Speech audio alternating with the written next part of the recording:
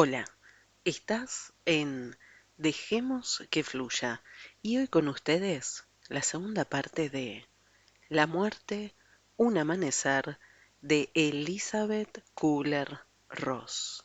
Con ustedes, la muerte no existe.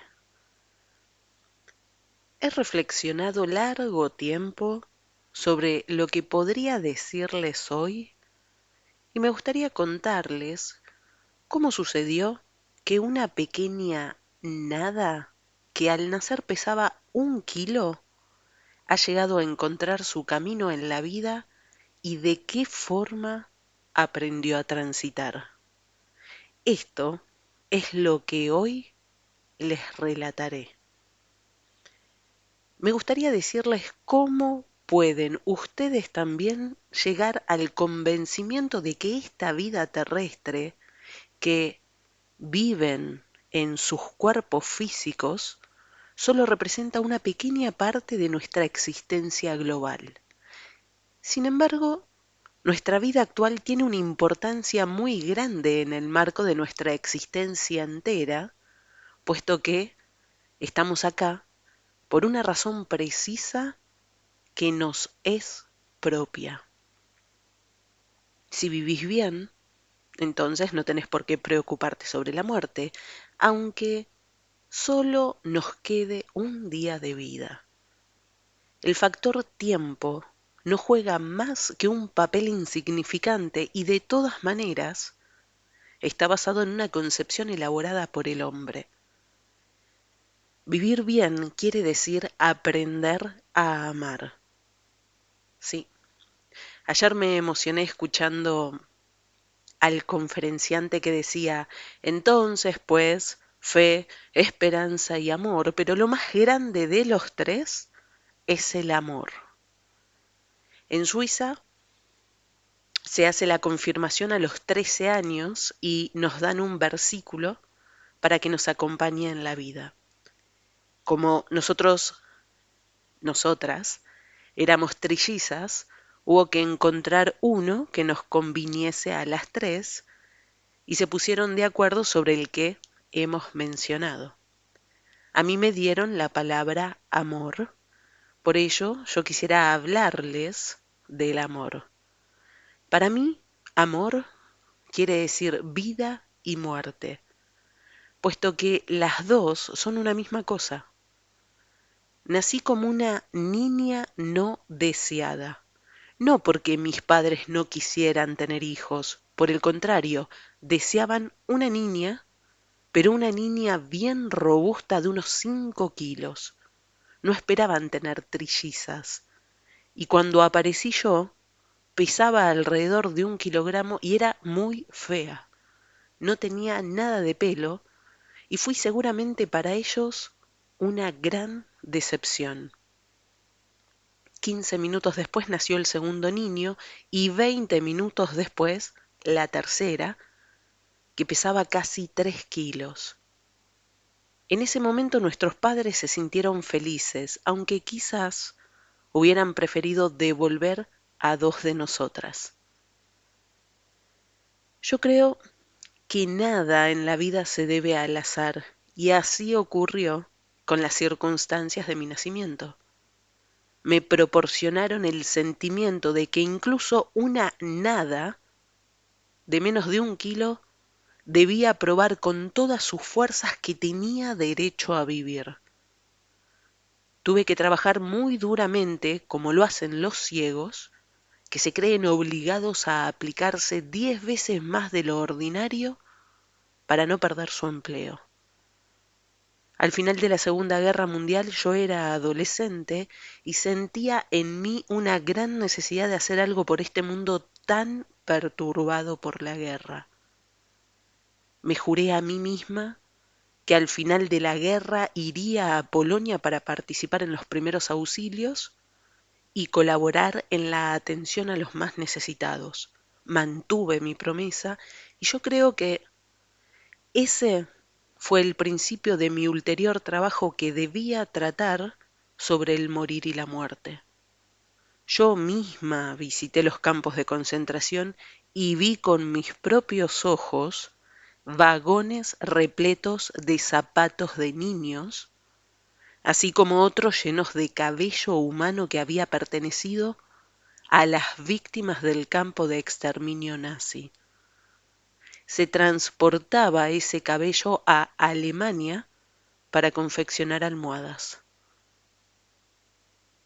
No se puede seguir siendo la misma persona después de haber visto con los propios ojos los hornos crematorios y haber olido con la propia nariz los campos de concentración, sobre todo siendo entonces tan joven como era mi caso, porque lo que se veía ahí con toda claridad era la inhumanidad reflejada en todos nosotros.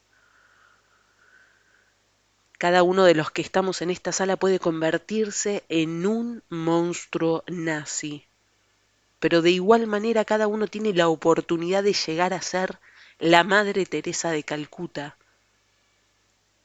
Comprenderán el significado de esto y a quién aludo. Es una de mis santas que en la India recoge por la calle niños y adultos moribundos y hambrientos. Es un ser maravilloso. Me gustaría mucho que tuvieran ocasión de conocerla. Antes de ir a América, yo practicaba la medicina en Suiza y me sentía muy feliz.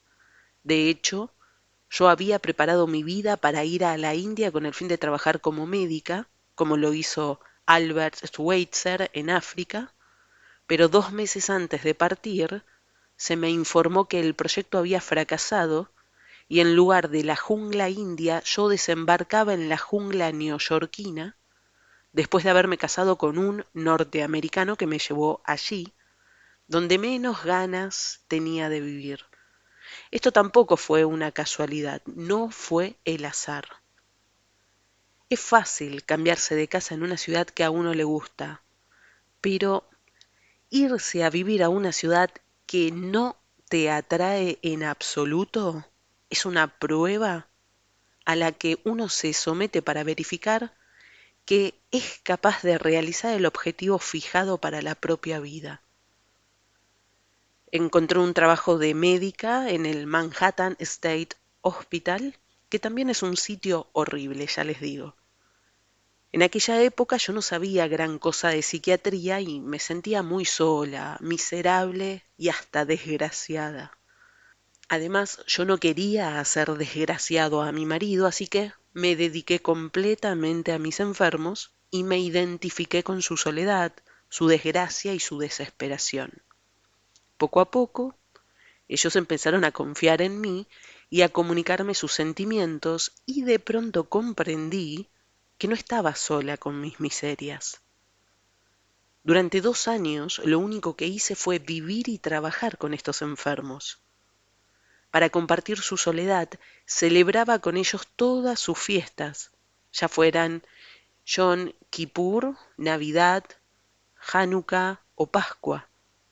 Como les decía, sabía poco de psiquiatría y particularmente de psiquiatría teórica, que en mi posición tenía que conocer.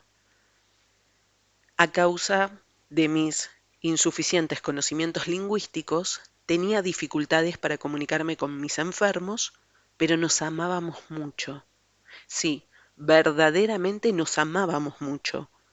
Al cabo de 2 años, el 94% de estos enfermos pudieron abandonar el hospital y defenderse en Nueva York y desde entonces muchos de ellos trabajan y asumen todas sus responsabilidades. Debo decirles que todos estaban condenados como esquizofrénicos irrecuperables.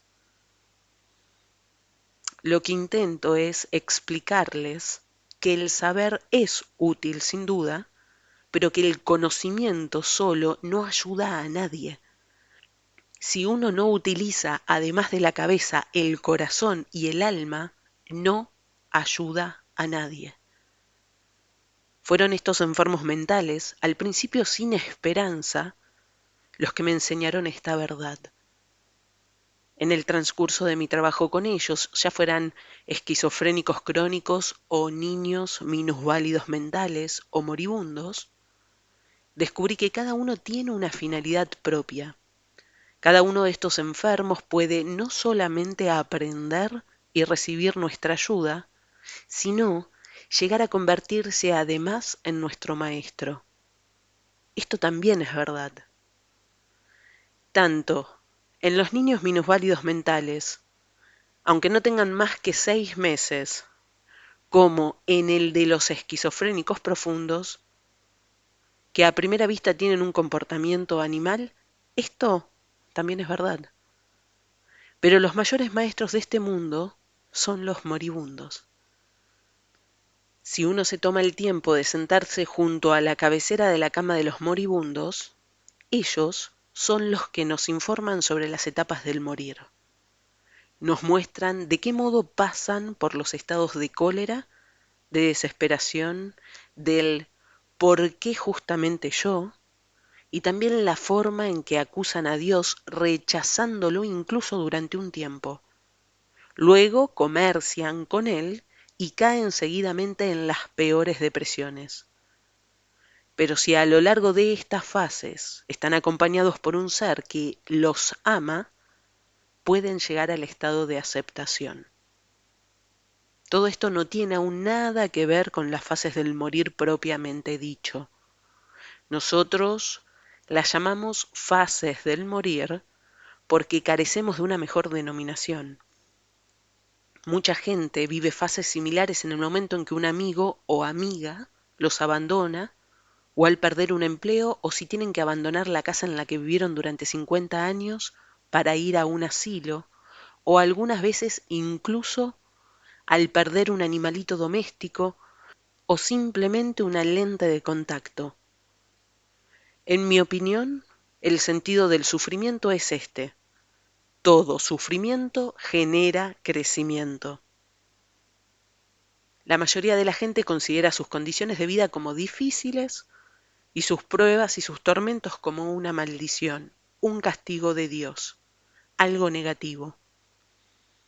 Si pudiéramos comprender que nada de lo que nos ocurre es negativo y subrayo absolutamente nada, todos los sufrimientos y pruebas, incluso las pérdidas más importantes, así como todos los acontecimientos ante los que decimos, si lo hubiese sabido antes, no lo habría podido soportar, son siempre regalos.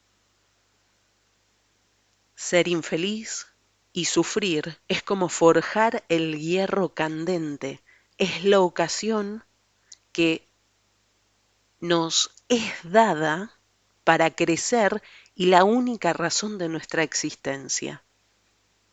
No se puede crecer psíquicamente estando sentado en un jardín donde nos sirven una suculenta cena en una bandeja de plata, sino que se crece cuando se está enfermo o cuando hay que hacer frente a una pérdida dolorosa.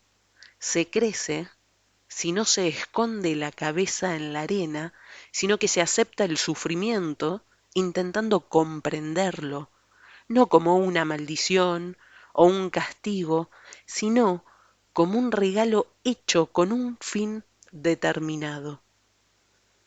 Quisiera citarles un ejemplo clínico. En uno de mis grupos de trabajo, que duran una semana, y en los que todos los participantes viven juntos, había una mujer joven. No había perdido a su hijo, pero había tenido que enfrentarse a varias pequeñas muertes, como nosotros las llamamos. Cuando dio a luz a su segundo hijo, una niña muy esperada, se le informó de forma muy inhumana que la criatura tenía un severo retraso y que nunca sería capaz de reconocerla como a su madre. Apenas había tenido tiempo de darse cuenta de lo que para ella suponía esta prueba cuando fue abandonada por su esposo. Se encontró, por lo tanto, sola con 2 niños que dependían de ella y sin ingresos económicos ni asistencia. Al principio, su actitud fue negativa. Negaba todo enérgicamente. No pronunciaba ni siquiera las palabras enfermo mental. Después, su cólera se volvió contra Dios. lo maldijo, negó su existencia hasta llegar a insultarlo. Después intentó negociar con él, haciéndole promesas.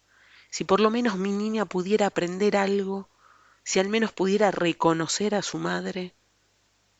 Finalmente, reconoció un significado profundo en el hecho de haber tenido esta hija. Y ahora me gustaría contarles cómo logró solucionar su problema. Comenzó comprendiendo que nada de lo que nos ocurre es debido a la casualidad. Miraba a su hija con más frecuencia para intentar encontrar el sentido de esta vida tan miserable sobre la tierra y encontró la solución del enigma. Me gustaría leerles un poema que escribió y que explica cómo encontró la respuesta. Ella no es poeta, pero este es un poema muy conmovedor en el que se identifica con su niña, que habla con su madrina y por eso lo ha titulado Para mi madrina. ¿Qué es una madrina? Yo sé que tú eres algo especial. Durante meses esperaste mi llegada. Estabas presente y me viste cuando solo tenía unos minutos. Me cambiaste los pañales cuando tenía solo unos días. Imaginabas en sueños cómo sería tu primera ahijada. Sería algo tan especial como tu hermana. Con tu pensamiento ya me acompañabas a la escuela, a la universidad y al altar. ¿Qué sería yo? ¿Sería un honor para los míos? Pero Dios tenía otros proyectos para mí. Yo no soy más que yo misma. Nadie dijo que yo tendría que ser algo precioso. Algo no funciona en mi cabeza. Seré por siempre un hijo de Dios. Soy feliz, amo a todo el mundo y todos me aman. No puedo decir muchas palabras, pero puedo hacerme entender y comprender el afecto, el calor, la ternura, el amor. En mi vida hay seres particulares. A veces estoy sentada y sonrío y a veces lloro. Quisiera saber por qué. ¿Qué más puedo pedir? Claro está que nunca iré a la universidad y que nunca me casaré. Pero no estés triste.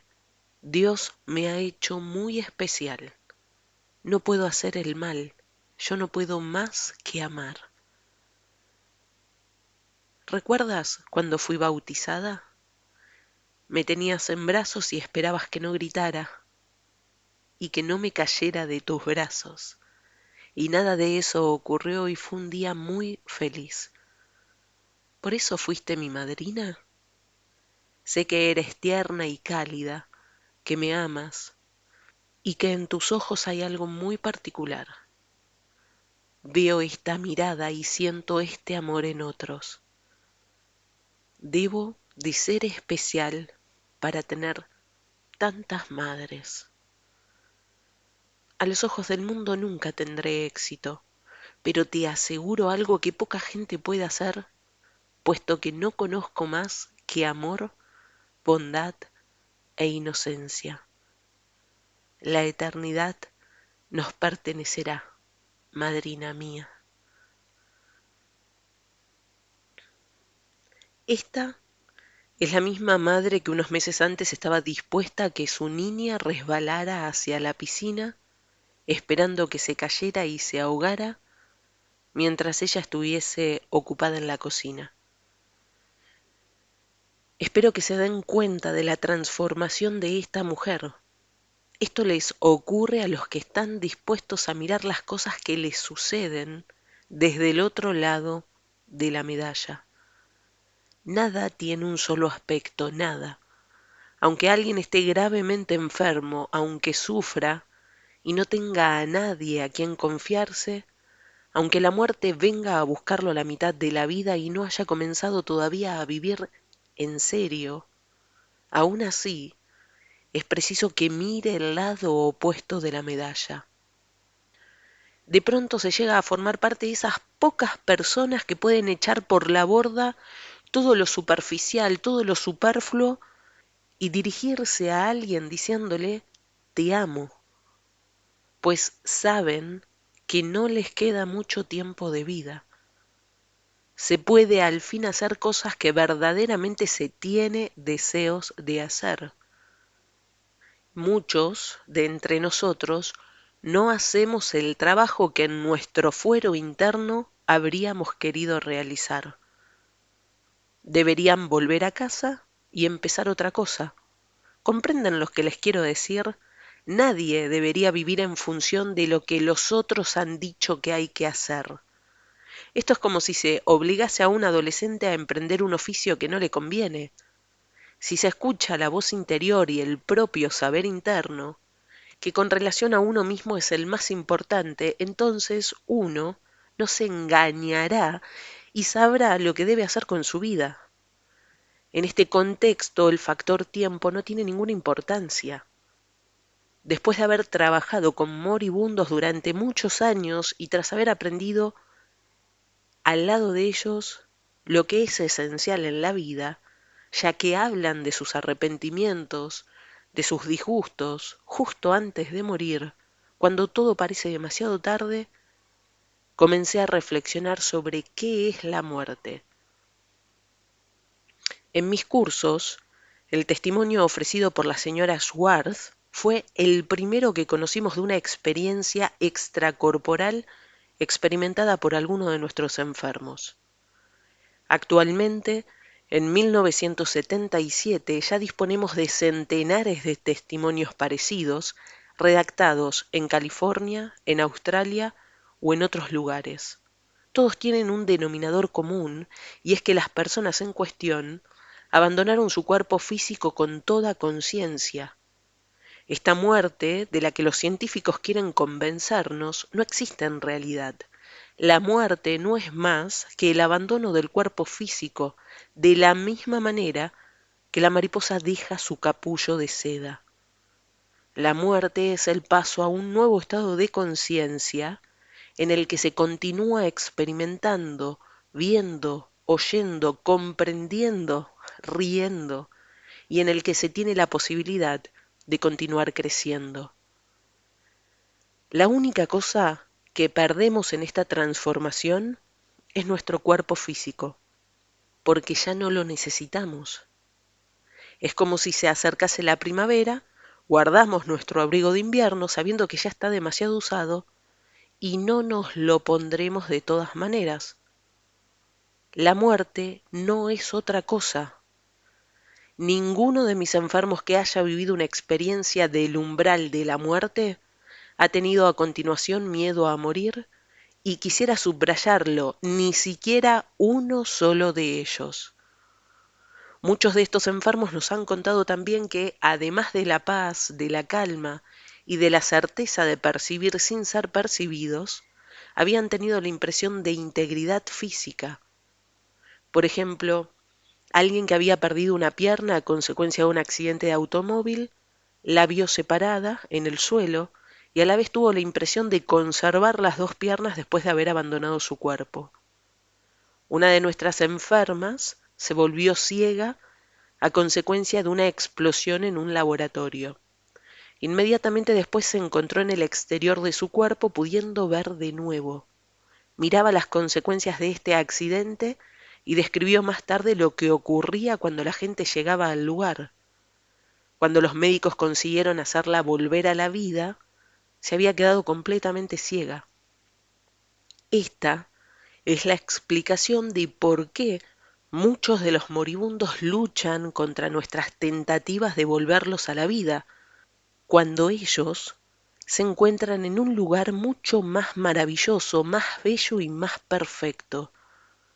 A propósito, los momentos que me han parecido más impresionantes han sido los que se relacionan con mi trabajo con niños moribundos. No hace mucho tiempo que me vengo dedicando a este aspecto de mis tareas. Actualmente casi todos mis enfermos son niños.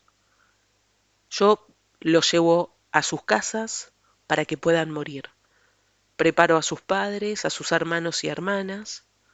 Los niños temen estar solos en el momento de la muerte. tienen miedo de que no haya nadie junto a ellos. En el acontecimiento espiritual del pasaje no se está solo, como tampoco estamos solos en la vida cotidiana, pero esto no lo sabemos. Por tanto, en el momento de la transformación, nuestros guías espirituales, nuestros ángeles de la guarda y los seres queridos que se fueron antes que nosotros, estarán cerca de nosotros y nos ayudarán.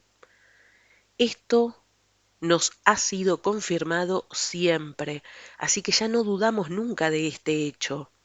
Noten bien que hago esta afirmación como hecho científico. Siempre hay alguien para ayudarnos cuando nos transformamos. Generalmente son los padres o madres que nos han precedido, los abuelos o abuelas, e incluso un niño que haya partido antes que nosotros. Y frecuentemente llegamos incluso a encontrar a personas que ignorábamos estuviesen ya del otro lado.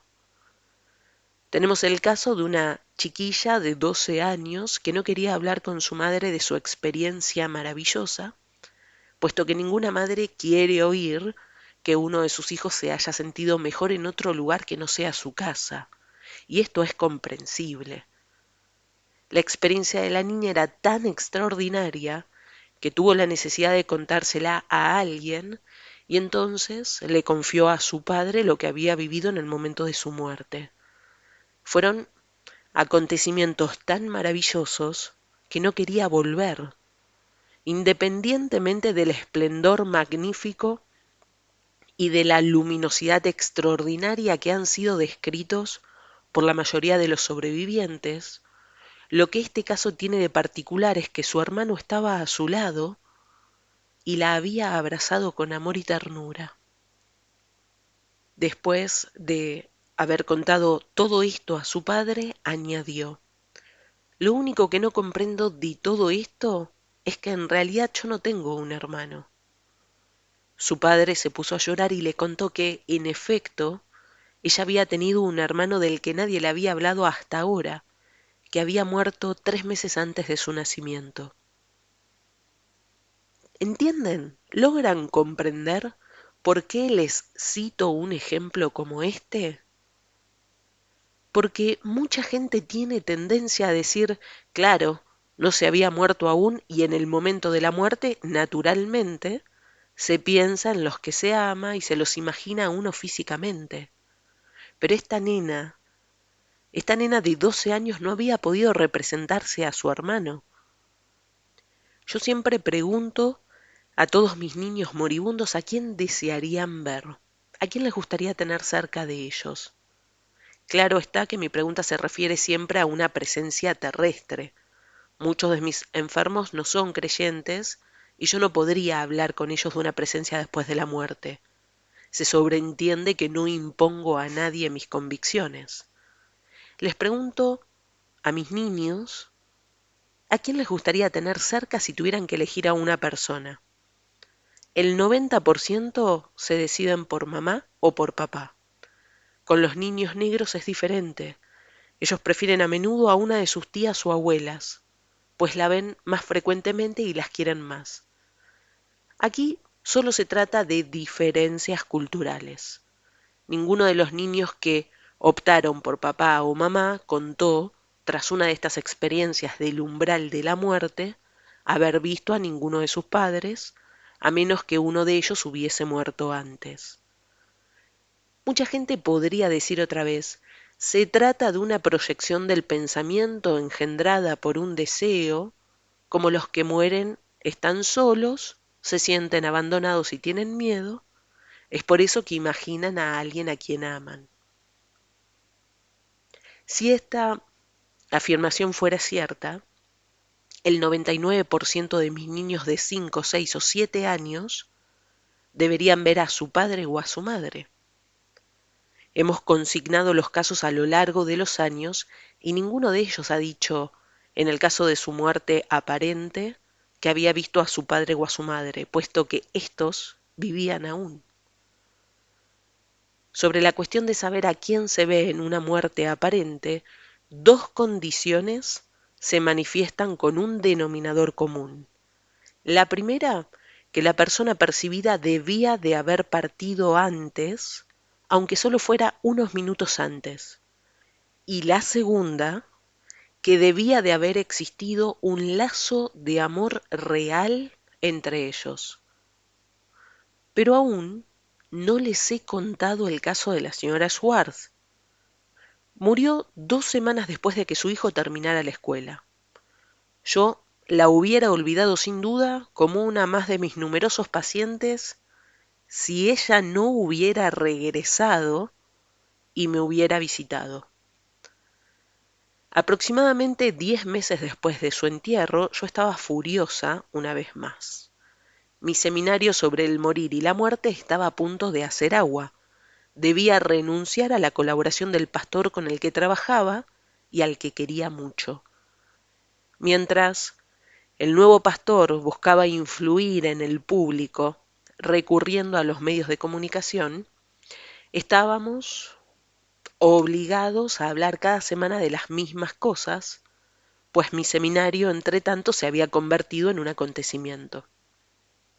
Yo no tenía ninguna gana de continuar participando. Sentía la situación como una especie de tentativa de querer prolongar una vida que no vale la pena de ser vivida. Yo no podía ser yo misma.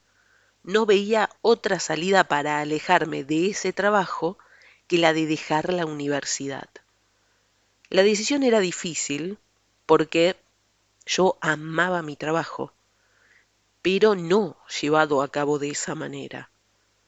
Tomé a mi pesar esta decisión. Abandonaré la universidad hoy mismo. Presentaré mi dimisión al final del seminario sobre el morir y la muerte. Después de cada seminario, el pastor y yo tomábamos a la vez el ascensor y terminábamos nuestra discusión sobre el trabajo cuando uno de los dos se detenía. El problema de este pastor es que oía mal, lo que lo complicaba todo. Entre la sala de conferencias y los ascensores, le dije 3 veces que debía volver a los cursos, pero no me escuchaba y continuaba hablando de otra cosa. Yo estaba al borde de la desesperación, y cuando me desespero me vuelvo muy activa. Antes de que el ascensor se detuviese, lo agarré por el cuello, aunque él era grandote, era gigantesco, y le dije, quédese ahí. He tomado una decisión muy importante de la que quisiera informarle. En ese momento apareció una mujer delante del ascensor. Sin querer, yo la miraba fijamente.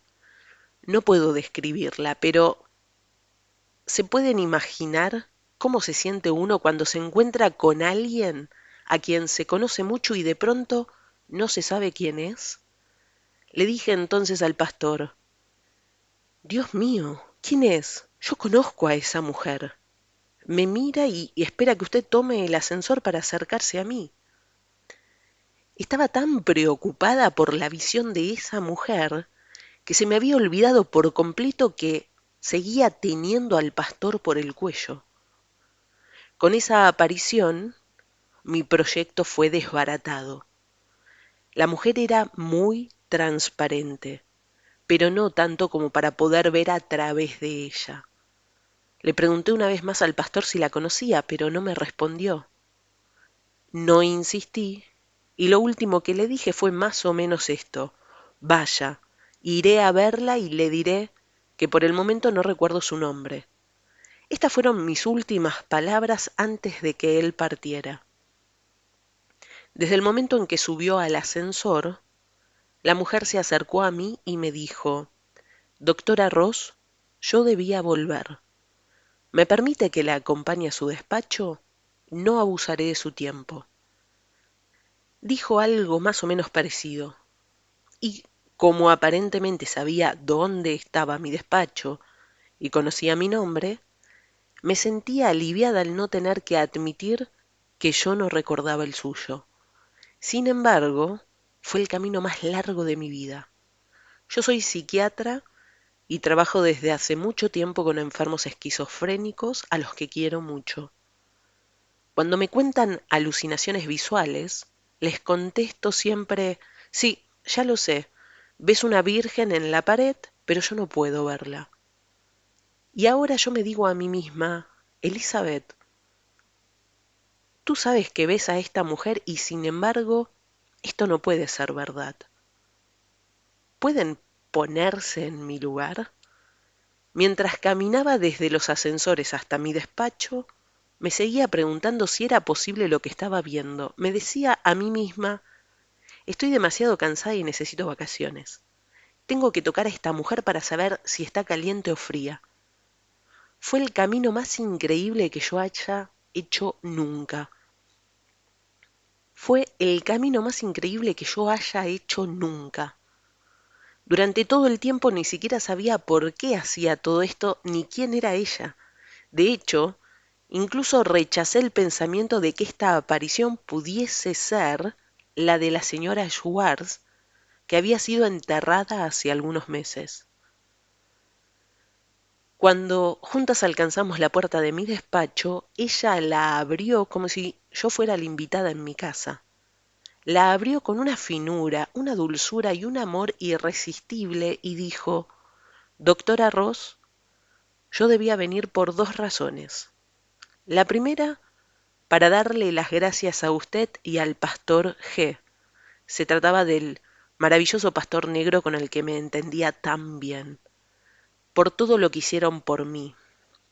Pero la verdadera razón por la que debía volver es para decirle que no debe abandonar este trabajo sobre el morir y la muerte, por lo menos no por ahora. Yo la miraba, pero no puedo ahora decir si en aquel momento pensaba realmente que la señora Schwartz estaba delante de mí, sabiendo que había sido enterrada hacía 10 meses. Además, yo no creía que tales cosas fueran posibles.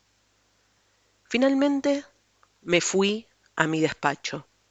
Toqué los objetos que conocía como reales, toqué mi escritorio, pasé la mano por la mesa, palpé la silla. Todo estaba concretamente presente.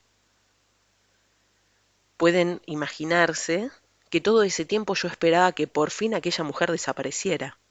Pero no desaparecía, sino que me repetía insistentemente, pero también amablemente, Doctora Ross, ¿me escucha? Su trabajo no ha terminado todavía. Nosotros la ayudaremos, sabrá cuándo podrá dejarlo, pero se lo ruego, no lo interrumpa ahora. ¿Me lo promete? Su trabajo no ha hecho más que comenzar. Durante ese tiempo yo pensaba, Dios mío, nadie me va a creer si cuento lo que estoy viviendo ahora, ni siquiera mis más íntimos amigos. En aquella época, evidentemente, yo no me imaginaba que un día podría hablar delante de centenares de personas.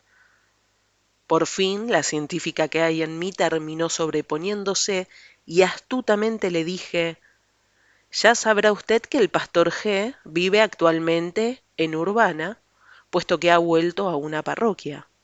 Y continué casi inmediatamente, seguramente estará encantado de recibir una nota suya. ¿Ve usted algún inconveniente? Y le pasé un lápiz y una hoja de papel. Naturalmente, no tenía ninguna intención de enviar esas líneas a mi amigo, pero necesitaba una prueba palpable, puesto que está claro que una persona enterrada no puede escribir una carta. Bueno, esa mujer, con una sonrisa muy humana, mejor dicho, no humana, con una sonrisa llena de amor, podía leer todos mis pensamientos. Yo sabía mejor que nunca que se trataba de lectura de pensamiento. Agarró el papel y escribió varias líneas. Naturalmente, las enmarcamos y las guardamos como un tesoro. Después dijo, sin abrir la boca, ¿está usted contenta? Yo la miraba fijamente y pensaba, no podré compartir con nadie esta experiencia, pero conservaré esta hoja de papel. Después, preparándose para partir, me repitió, Doctora Ross, me lo promete, ¿verdad? Yo sabía que me hablaba de la continuación de mi trabajo y le respondí, sí, lo prometo. Desapareció. Guardamos todavía sus líneas manuscritas. Hace alrededor de 1 año y medio se me informó que mi trabajo relacionado con los moribundos había terminado, puesto que otros podrían continuarlo y que ese trabajo no era la verdadera vocación para la que yo había venido a la tierra. Mi trabajo sobre el morir y la muerte no sería para mí más que una prueba para verificar si era capaz de imponerme a pesar de las dificultades, la difamación, la resistencia y muchas cosas más. Salí bien de este examen y lo aprobé. La segunda prueba consistía en verificar si la gloria se me subiría a la cabeza, pero no se me subió, y también la pasé. Mi tarea verdadera, y en este punto necesito la ayuda de todos ustedes, consiste en decir a los hombres, al ser humano, que la muerte no existe. Es importante que la humanidad lo sepa, puesto que nos encontramos en el umbral de un periodo muy difícil, no únicamente en América del Norte, sino en todo el planeta Tierra. La falta tiene que ver con nuestra sed de destrucción, incumbe a las armas atómicas, incumbe también a nuestra codicia, a nuestro materialismo y a nuestro comportamiento en materia de polución. Somos culpables de haber destruido muchos dones de la naturaleza, de haber perdido toda espiritualidad. Yo exagero un poco, pero seguramente no demasiado. El único modo de aportar un cambio para el advenimiento del tiempo nuevo consiste en que la tierra comience a temblar a fin de conmovernos y tomar conciencia. Es necesario que lo sepan, pero no que tengan miedo. Solo abriéndonos a la espiritualidad y perdiendo el miedo, llegaremos a la comprensión y a las revelaciones superiores. A esto podemos llegar todos. Para ello, no es necesario dirigirnos a un guía, ni tenemos la obligación de ir a la India, ni siquiera nos hace falta un curso de meditación. Es suficiente con que aprendamos a entrar en contacto con nosotros, con nuestro yo, y esto no nos cuesta nada. Aprender a tomar contacto con nuestro ser profundo y aprender a desembarazarnos de cualquier miedo. Una manera de no volver a tener miedo es saber que la muerte no existe y que todo lo que nos sucede en esta vida sirve para un fin positivo. Desembarazarnos de nuestra negatividad, empezar a tomar la vida como un reto, como un lugar de examen, para poner a prueba nuestras capacidades internas y nuestra fuerza. La casualidad tampoco existe. Dios no es alguien que castiga y condena.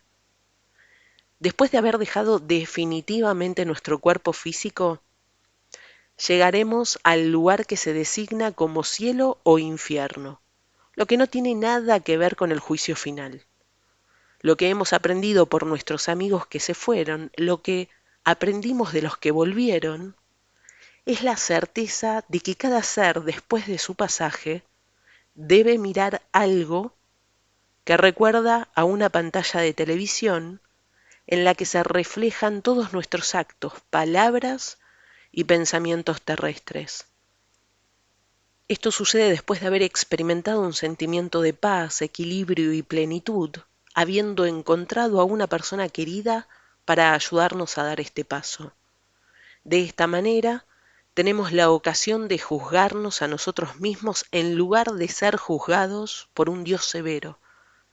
A través de nuestra vida acá abajo, nosotros creamos desde entonces nuestro infierno o nuestro cielo en el más allá. Vamos a dejar este libro hasta acá. Si te está gustando, déjame el like, déjamelo dicho en comentarios. Si tenés sugerencias para que iniciemos otro libro, también lo puedes dejar en comentarios. Y lo que les prometo es que el próximo miércoles terminamos con este libro que está siendo muy interesante. Y lo que nos espera es la vida, la muerte y la vida después de la muerte. Espero que lo estés disfrutando. Gracias por estar en Dejemos que Fluya. Que estés bien. Chao.